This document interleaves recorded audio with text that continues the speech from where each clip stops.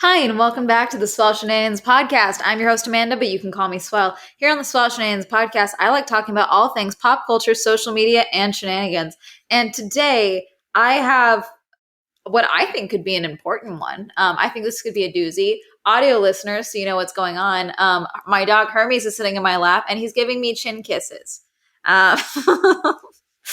He's decided to not eat my cords today, so that's good.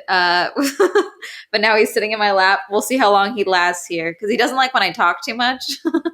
So he hates that he's my dog because I talk all the goddamn time.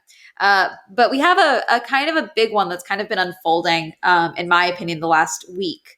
This shenanigan. It's also currently Coachella weekend 1 as I am recording this, and I was not invited to Coachella, and I was not going to pay for Coachella. Revolve Fest is currently devolving. Potentially, I'll do a full shenanigan podcast episode on Revolve Fest, but my goal right now is trying to get someone to answer my questions about it for a YouTube video. So that's step number 1 before I make a full podcast episode. But maybe I'll get someone to come on the podcast as well. But yeah, I'm here in LA because I wasn't invited. I'm not the type of influencer that gets invited to these brand trips for Coachella and put me on the bill or anything like that. So I'm still here in LA, which is great because there's no traffic and I was able to go and walk Hermes in the same sweatpants that I've worn for the last 3 days and no one gave a solitary shit. It was wonderful. But today we are not talking about Coachella or Hermes biting my hand. We are talking about how a travel influencer could be setting the tone for other influencers getting sued for lying on the internet. Honestly, I'm surprised more of this hasn't happened. So we can talk about a lot. Social media being fake and all of that. And, I do think that there is a pointless element of me talking about that when I am a content creator who exists on social media. And, though things are, catered towards you guys and things like that, I do try to be pretty transparent about, what things I edit, what things I don't, things like that. I think you can understand that it's just like a highlight reel, social media, more than anything. Not just for me, but for a lot of people. And so, but there's always, that whole thing of like, social media is fake. Everyone's lying on the internet and all of that. Well, this is the first major instance that I have heard of. Direct, stop trying to eat me. I am working. I can't do my job and buy you the good treats if you don't let me work. I think this is the first instance where we're seeing legitimate consequences for content creators lying on the internet and not just like false advertising with like, I got a boob job, but no, I didn't, I didn't get a butt implant, but this is not the butt I was born with, like things like when this has nothing to do with that. This is about someone straight up misrepresenting themselves on the internet and it leading to a lawsuit. So this is from the Washington Post. Does traveling to every country count if you don't post on the internet?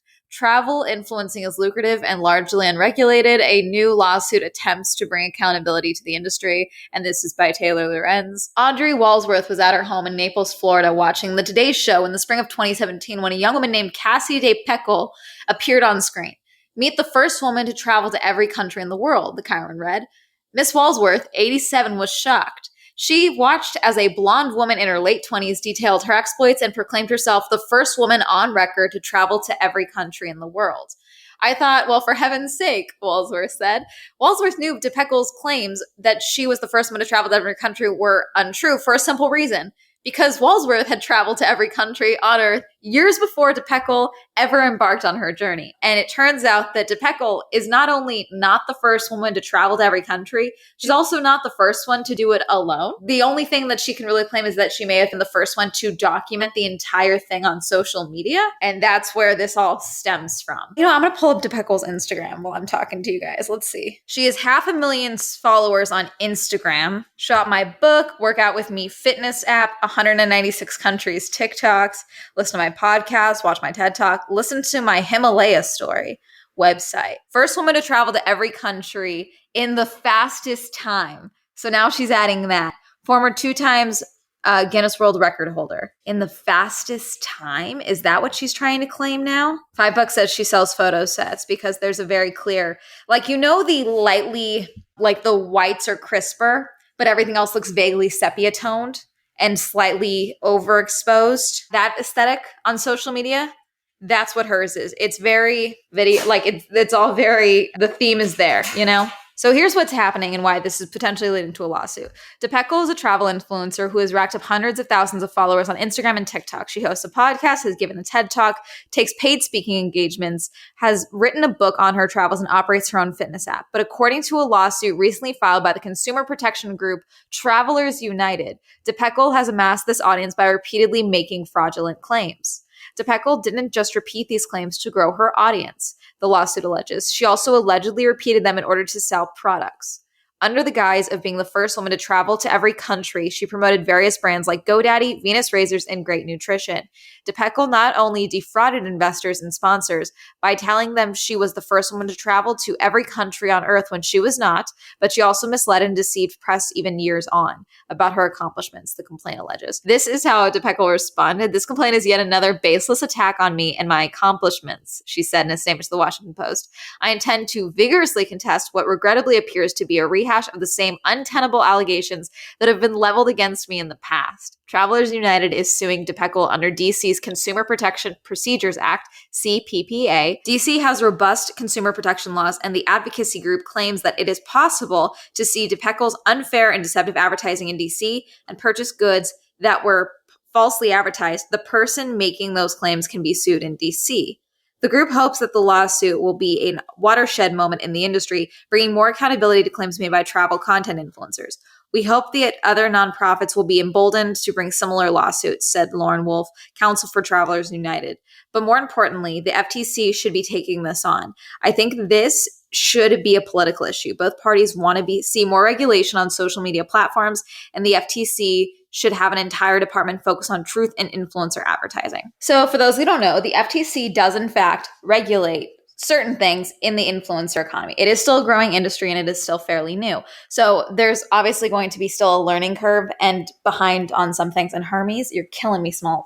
He's trying to eat my braid. FTC has very specific guidelines for what needs to happen when an influencer does a brand deal, a sponsorship, things like that. Okay. It's my understanding that this really got cracked down on because of Fyre Fest, because of all the influencers and celebrities that were implicated in their involvement in promoting a Fyre Fest. For example, the Orange Square that was promoted by all these people like Kylie Jenner and things like that, and not disclosing that they were being paid to do that and promote those. If I do a sponsorship on, say, Instagram, I have to put hashtag ad or hashtag sponsored.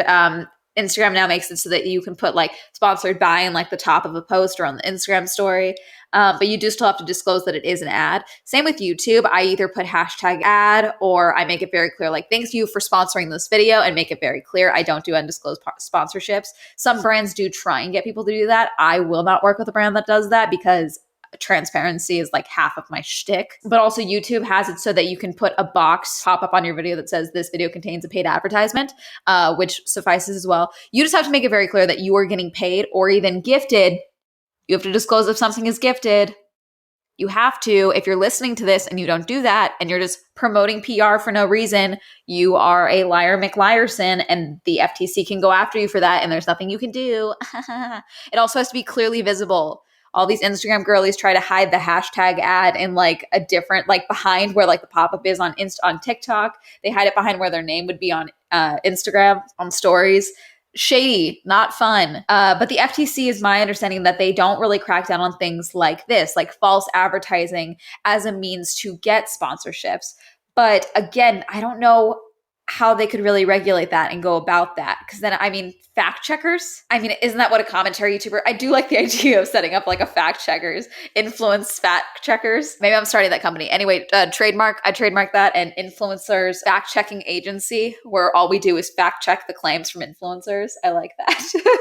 I'm going to do that. So that's basically what they're saying. It's like she was able to make all these claims and worked with all these brands because of that. And it's kind of reminiscent of the Lily Jean situation that happened a couple of years ago, pre-pandemic, for those of you who don't know.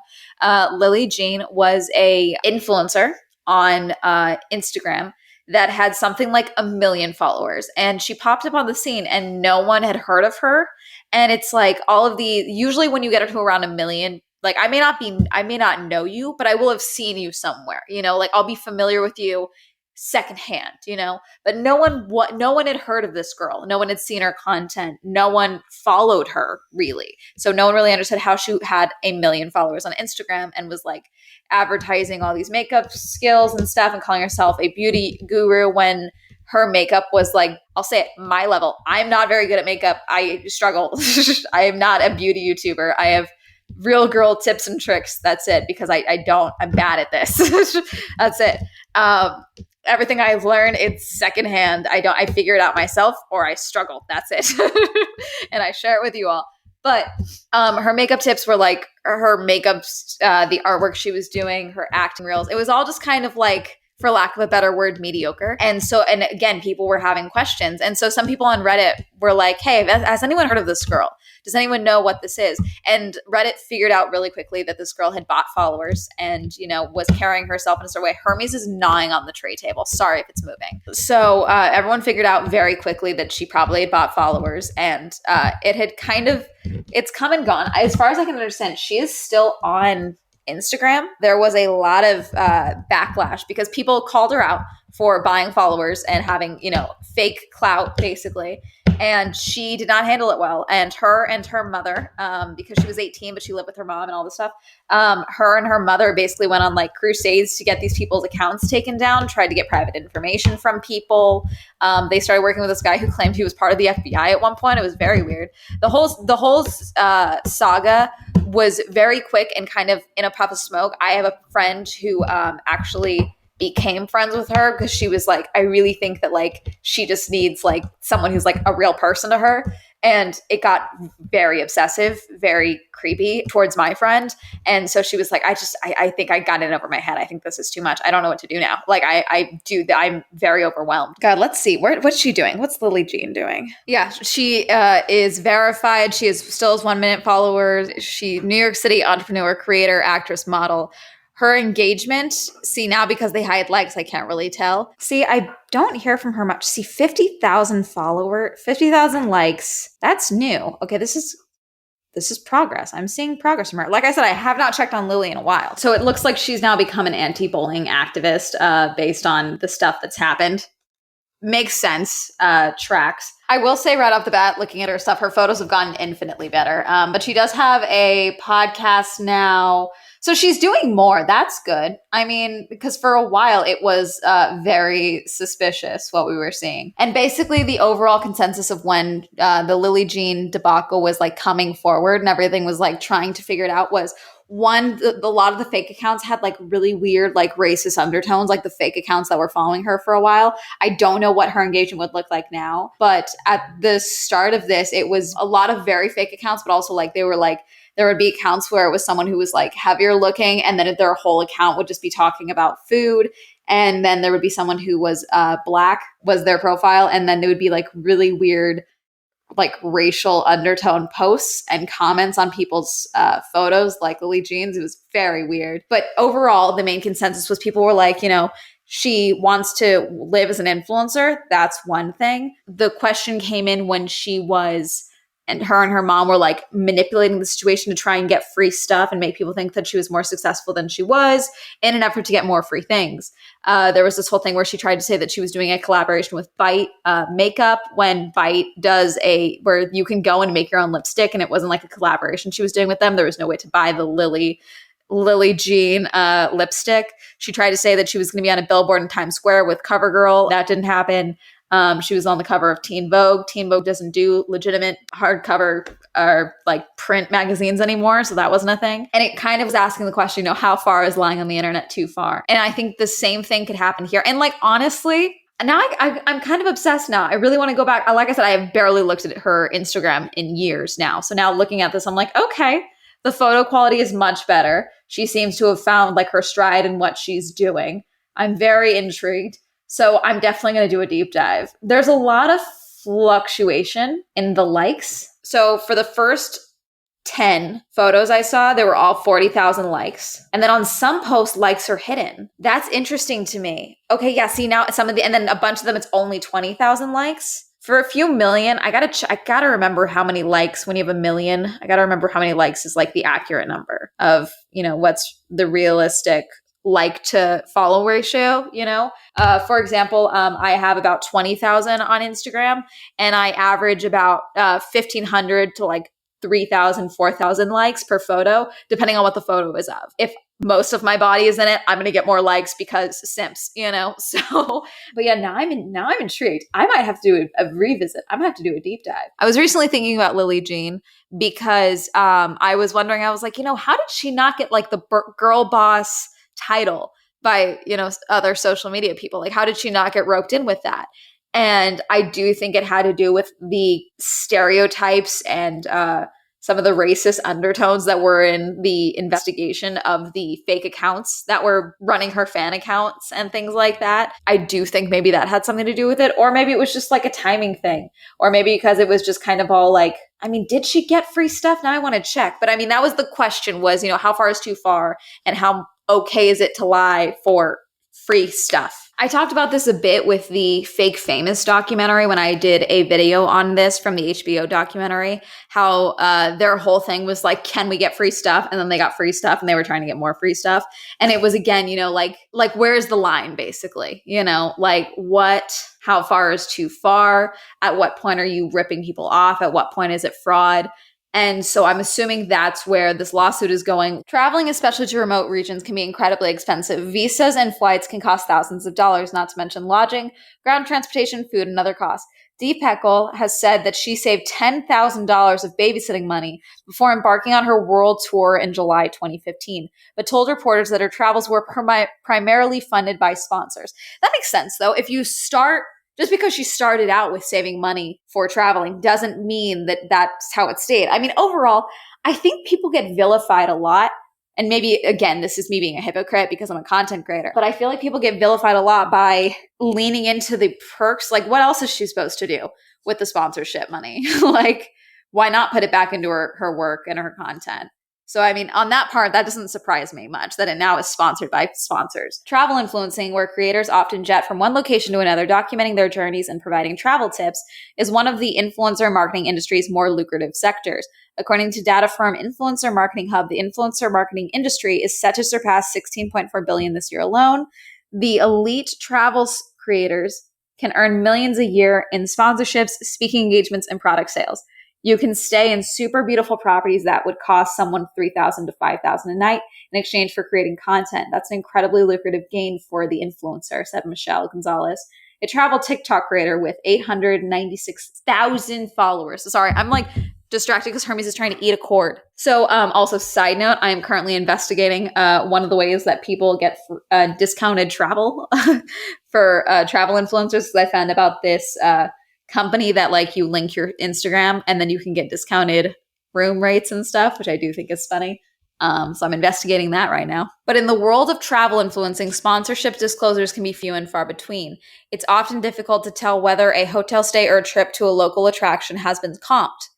The Federal Trade Commission has repeatedly issued guidelines around sponsoring content, but they're very rarely enforced. Hotels and travel brands also struggle to vet the deluge of travel influencers, barraging them with requests for all expense paid vacations in exchange for social media posts. I've never actually done this where I've asked for free hotel or anything like that because, again, I'm not a travel influencer. The only time I've requested something like a discounted rate was when I had very little money and I had very little followers, actually, and I tried to get a press pass to the UFO convention in 2020, which I did end up paying for myself because they were like, only people who can help our social media. And I was not an alien influencer. That was the wording used. So I could not get the press pass. So I did pay for myself. And that was the last thing I went to before VidCon shut everything down. DePeckel was able to set herself apart from the pack with her claim of being the first woman to travel to every country on Earth, and brands were eager to work with her. She worked with large multinational companies like AIG. Yeah, so basically the article goes on to say that DePeckel was able to set herself apart from the overall large pack of travel influencers by saying she was the first woman to travel to every country on Earth. It was also included in her pitch deck, which a pitch deck, I have one. It's what you give to brands to be like, hi, yes, here's someone who can spot. It's details about your who you are, your type of content, what type of content you make, your follower count on various accounts, what your follower breakdown is, like overall, like what's your age breakdown, gender breakdown, location breakdown, because mostly female audiences do get paid more. Mostly US audience, if you have over 50% of your audience in the US, you get paid more. Age breakdowns, that depends on the type of content you're doing all of that. There are times where she struggled getting visas into various countries, and so she would turn to Facebook. Hi, I need help getting into Libya. I need help getting into Syria and effort. This is something she told in 2017. This is all tracking back to the CNN time she was on in 2017. Her claims about her travel record were repeated in Forbes, the New York Times, Travel and Leisure, CNN, and more. Nina Sedano, 56, the most traveled woman in Germany, who has also visited every country in the world, said that she attempted to contact DePeckel through Facebook to ask her questions about her trips, because a lot of people were wondering, is showing up to a country for a few hours, taking a photo for Instagram to prove that you were there, and then leaving, is that really traveling to every single country? I agree. I would love... there's a lot of trips that I want to do personally, not really for content, just for myself, but I want to do like countrywide food tours and stuff, because that's what I like about traveling most, is like trying different foods that I wouldn't normally get access to and stuff. So, I mean, yeah, like going for a few hours just so you can get an Instagram photo is not really doing anything. Ooh, this is bitchin'. She wrote a book for 2014. It's a German book. It's a German bestseller. The Country Collector. I'm not even going to try and pronounce this in German. Die Landersammerlinnen, that's wrong, is frustrated by DePeckel's claims. I said, I have also traveled all the nations and did it by the end of September 2011. And even I was not the first woman to do that. Sedano said she didn't react. The actual first woman to travel to every country was likely a woman named Dorothy Pine, who spent decades traveling the world throughout the 20th century. Her feat was certified by the Traveler Century Club, which accepts people who have been to more than 100 countries. Pine passed away in 2011 at the age of 91, but traveled often with Walsworth in decades past. Since then, several women have completed the feat and recorded it. Sedano's travel records were verified by a third party, and all 10 passports she used have been photographed and appeared in the German press. Walsworth has mountains of photos, passports, receipts from her trips. DePeckel has blocked and dismissed critics who have informed her of the women who achieved the feat before her. Lee Abamonte, an extreme traveler who has also been to every country, spoke to DePeckel on a podcast in 2017. She told me she was going to become the first woman to go to every country. I actually emailed her back. There have been at least 3 or 4 people who have done it, and I know a couple of them. Oh, that's so good. See, I feel like that's when you gotta be pissing your pants, Like when you make these claims and you just block people, but then it's like, hi, not only are you not the first, but we all know about you and we talk. See, that's when it's like, I'm just picturing like a gang of travel influencers pulling up with receipts, ready to throw down. It's like, no, I have sugar bear hair gummies. Don't come at me. I never actually got a response from that email back in 2015. I think she rubbed a lot of people the wrong way and she handled things poorly. Guinness World Records confirms that DePeckel did hold 2 records. Fastest time to visit all sovereign countries female and fastest time to visit all sovereign countries overall. So that's not the same thing though. In 2018, they were both beaten by Taylor Demonbrunn. There is no Guinness World Record for being the first woman to travel to every country. Walsworth said that she hopes that the more travel creators' claims are fact-checked, social media companies awarding travel influencers blue verified check marks only add legitimacy to potentially false or misleading claims. He's trying to get into a cabinet where his treats are. That's the problem with social media. There are so many things out there. Once it's out there, people assume it's true. See, okay, I'm starting a fact-checking company. We're doing this. Let's figure this out. We're going to hire researchers. We're going to figure, I'm serious. We're going to figure this out. We're going to figure this out. We're going to be like, what's it called? Snopes? Is that what it's called? Yeah, Snopes. We're going to be like that, but for influencer claims only. Okay. Look at him. Yeah. You're caught on candid camera. We got your ass on camera. All in all, I do think that if this lawsuit does go through, it could be interesting because, again, there's a lot. I'm sure this is not the only instances. These are just the ones I'm thinking of, is the Lily Jane situation and then this one right now with DePeckel. But I do want to know, there's plenty of times where creators have lied or fudged the truth and have gotten free things or sponsorships because of it. Like there are times where people on TikTok are like, I was going to go to this thing, but then my boyfriend dumped me and blah, blah, blah, blah. And then they get like this brand being like, hey, we want to send you stuff, and then they start working with the brand or something. And then it turns out that person lied And it's like, okay, I guess it all comes down to like who reached out to who. But I mean, considering the nature of influencing, I don't know. I think this could be an interesting case if this does go anywhere. Again, the fastest, she's not the only one. I think that's the thing. I think the thing that a lot of influencers in general, and I've seen this with a lot of people, and I think this is why, like, I've been treated the way I have by certain brands that I work with, is as long as you are responsible and nice, you get so much in this industry because so many people can't even do that. And I'm not trying to say like I'm better than other people. I'm just saying that my own experiences with brands where I think I don't leave an impression on them because I'm awkward or anxious or whatever at like events and things like that. These brands then reach out to me later and they're like, hey, we loved having you because I was nice to like the people working at the snack bar and shit like that. I just think that overall, a lot of people in this industry forget that being respectful, nice, responsible in general, like the amount of brands that are like, wow, you're always on time when you say you're going to give us your videos. And it's like, yeah, we have a deadline. You're paying me. Why would I not be on time? Like it's very, they're like, yeah, no, you'd be surprised. It's like, it's weird. Like, I just think that, again, the same thing with DePeckel. Like, I think it's one, the claim is already not correct. I think that's proven now that the claim is not correct. She was not the first person to do it. She is not the only woman to do it alone. Fastest, see, now I want to check what what's the time, fastest record and all of that. Like, what does that entail? Like, I think when people reach out to you and they're like, hey, yo, this has been done before. Like, the easiest way to be like, oh, really? That's great. Like, do you want it? Like, I don't know. I think there's a way to like change it, but I think the overall, maybe she had the belief that's like, oh, it's not enough if I'm not the first. And so she just kind of kept trying to keep that lie going. And that's part of the problem. I don't know. It's just, this is, I don't know. I'm excited to see, it sounds bad. I'm excited to see where this goes. I'm interested in seeing where this case goes, if it goes anywhere, because I think this will really kind of put pressure on FTC if this goes anywhere. I think this will put pressure on FTC to kind of crack down more on brands and influencers not disclosing brand deals. And then also maybe disclosing, more, requiring more truth or more proof from influencers. And at the end of the day, a lot of influencers or brands, they don't care if your claims are true. They care if you have the numbers they can potentially advertise to. That's really it. So I don't know how much this will translate into the rest of the influencer space, but as far as travel influencing and getting free trips and things like that, because a lot of it would be comped because of the nature of everything. Yeah, I think this could go somewhere. Anyway, that's really it. I'm still in the semifinals of the contest. If you would like to vote for me, the description box down below will have the Influence Me link.